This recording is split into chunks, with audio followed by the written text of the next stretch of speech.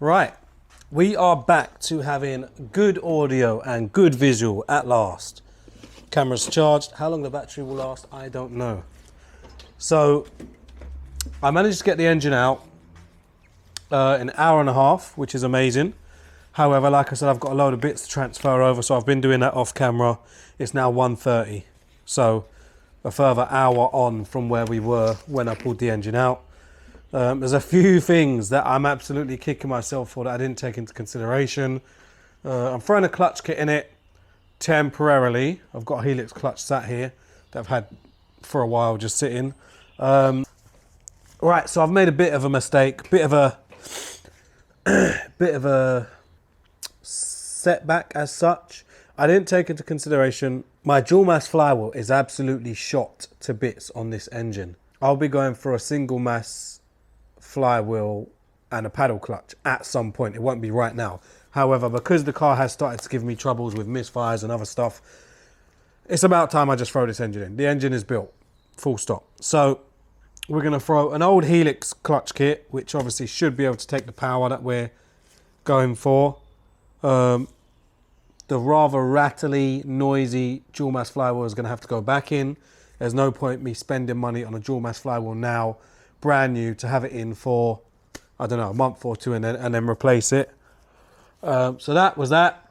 A friend of mine said to me, "Are you doing your aircon rad?" Da da da da. Went straight over my head. Straight over my head. I don't know if I ignored him or if I even answered him, but I remember him mentioning it. The aircon rad on the Golf is absolutely mullered. We do have an uprated intercooler to go on.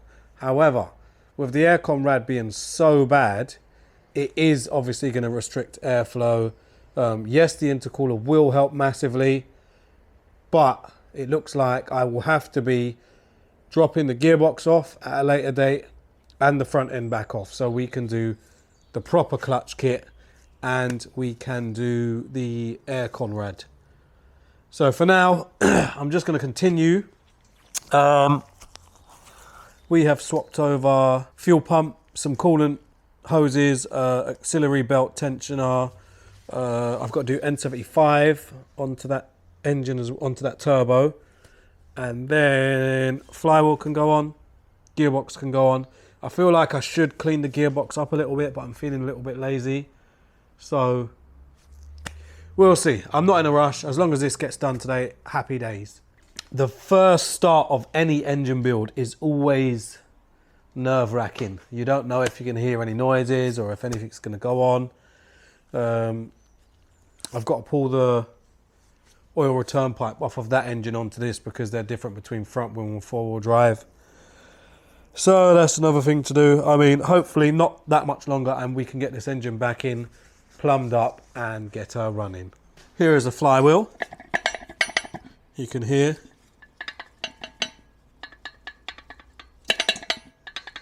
It's got a lot of play in it, in all the directions that we don't want. So, like I said, it will have to do for now. It's going back in. So I'm going to move the engine now and get it over there, hopefully. Going to give the gearbox a little bit of a clean up. Man, this is not good. This shifter is absolutely ruined. I'm surprised I'm even getting gears properly, to be honest. I'll show you guys in a second the amount of play on this gear selector. It's actually unreal.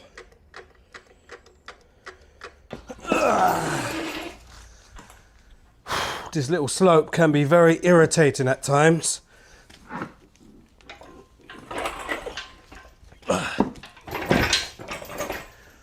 Oh.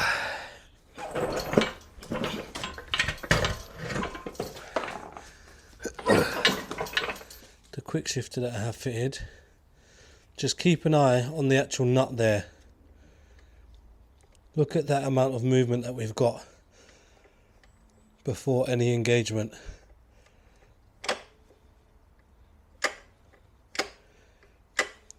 There's probably a good, if you're looking over here, Good 30mm of play before it engages. So I'll have to have a look at that. Maybe order a new one of these. That is obviously dead for some reason. Okay, so just going to put this clutch on now, and then the gearbox can go on. Know what I mean?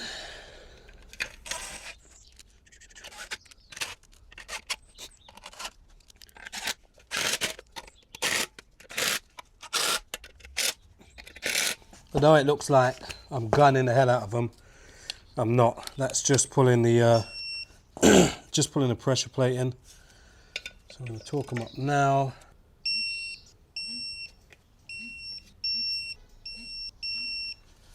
Right, so that's that done. We can now try and lift this gearbox on. Right, I think what I'm going to do is I'm going to do similar to how I got it off. I'll lower that. Oh, come back here. Lower that and take this one off. Now we're going to raise it so it sort of sits on the side.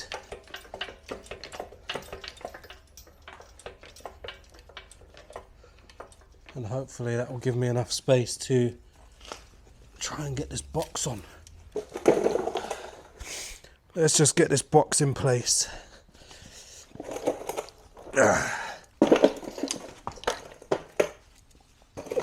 Tell you what, this isn't good for my back.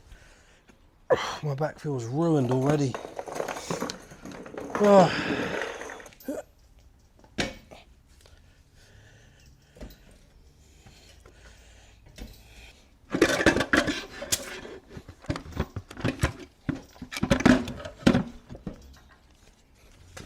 Way. That's it, it's on.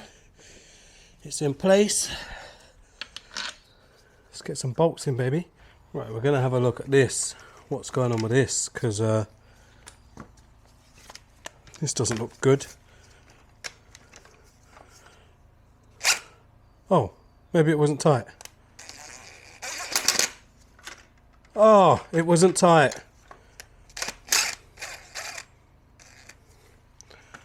Right, what I'm going to do is I'm going to clean this up quickly. Put some Loctite on it. Maybe that's come loose.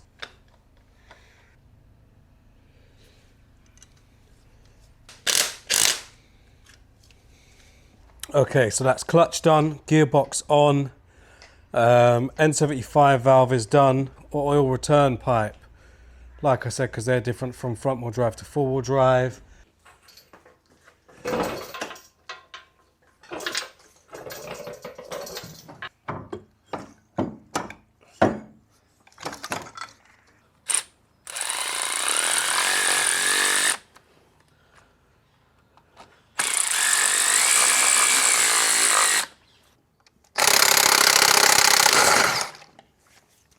Doing my head in, bruv. Sake.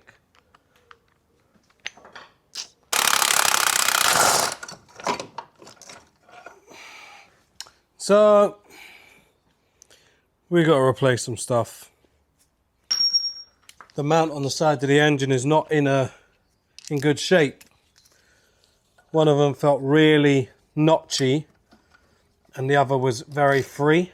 Oh, right, I don't know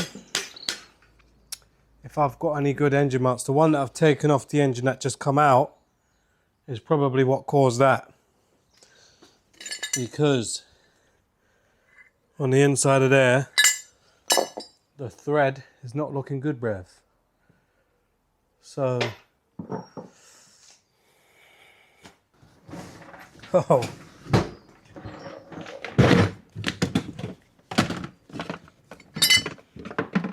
Yes, I have got a spare.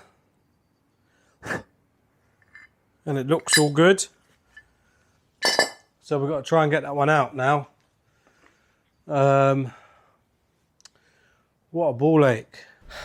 It's not very often you see me with my hands ending up like this. So you know it's been a long day. It is now 6:15 and I've had a lot of little fiddly things to do that have just taken up way more time than expected, even down to the downpipe. Put 3 of the bolts in, went to put the 4th bolt in and it won't line up. So I've had to bring the car back down. I've got to loosen everything off to get that last bolt in place. I'm now on the front panel, so I'm going to have to undo the radiator and the AC rad from the intercooler. You can see how bad I've had a boost leak, because all around where the intercooler and the boost pipes go, it's actually really bad, covered in crap.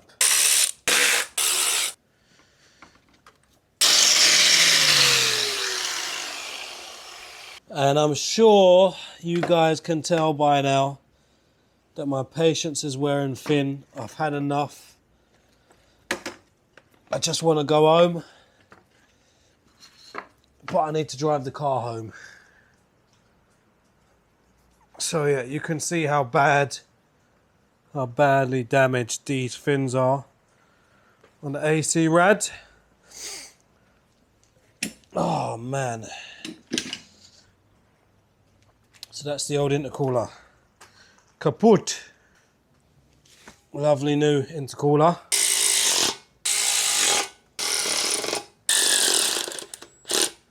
There we go. That's that.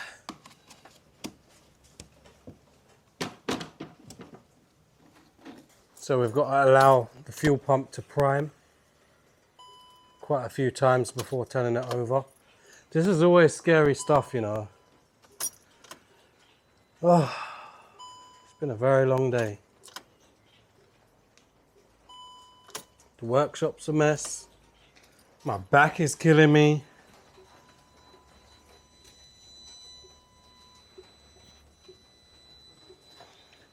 Just put that coolant cap back on.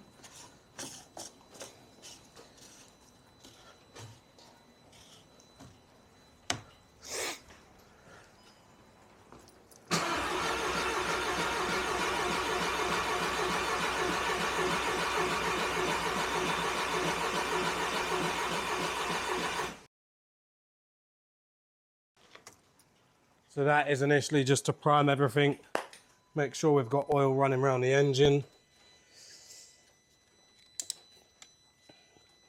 Oh, I'm nervous. I don't know why. Wish me luck, guys.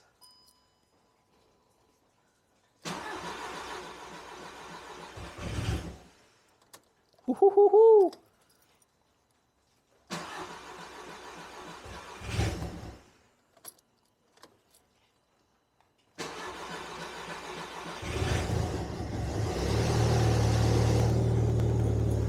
Yo, let's go, baby. Now we've got to listen and observe. Just make sure everything is okay. I'm gonna let it run for a while.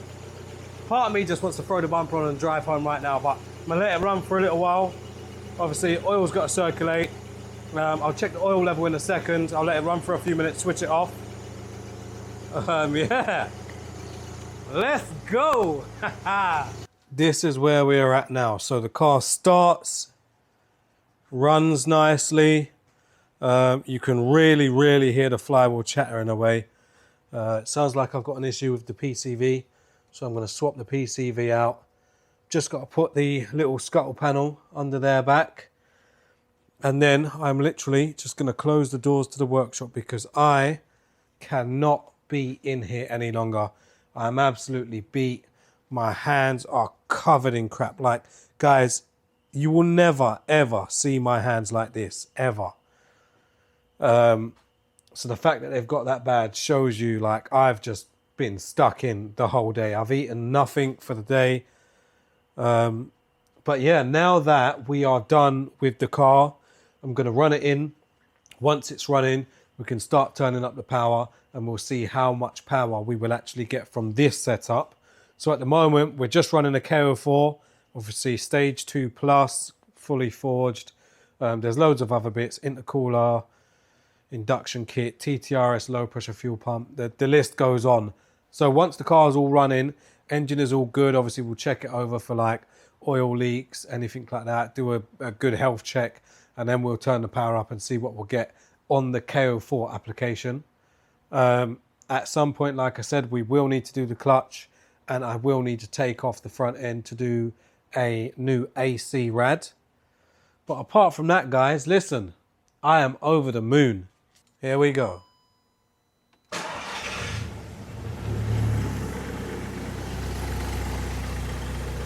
So that's it, she runs. A little bit noisy on the flywheel, but you know what? It is what it is. But thank you guys for watching. Appreciate you taking the time as always.